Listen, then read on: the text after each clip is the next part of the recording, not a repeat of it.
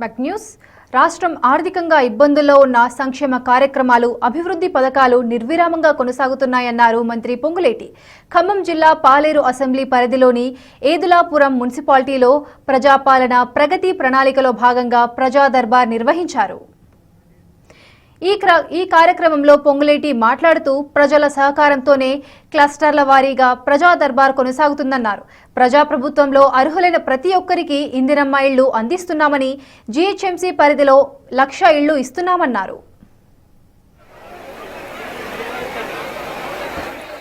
ఓవైపు వర్షం కురుస్తున్న ప్రజా దర్బార్కు భారీగా దరఖాస్తులు రావడంపై మంత్రి స్పందిస్తూ పాలేరు నియోజకవర్గంలో వచ్చిన 25,000 దరఖాస్తులను పరిష్కరిస్తామని, పేదలందరికీ సంక్షేమ పథకాలు అందజేసేందుకు కట్టుబడి ఉన్నామని హామీ ఇచ్చారు.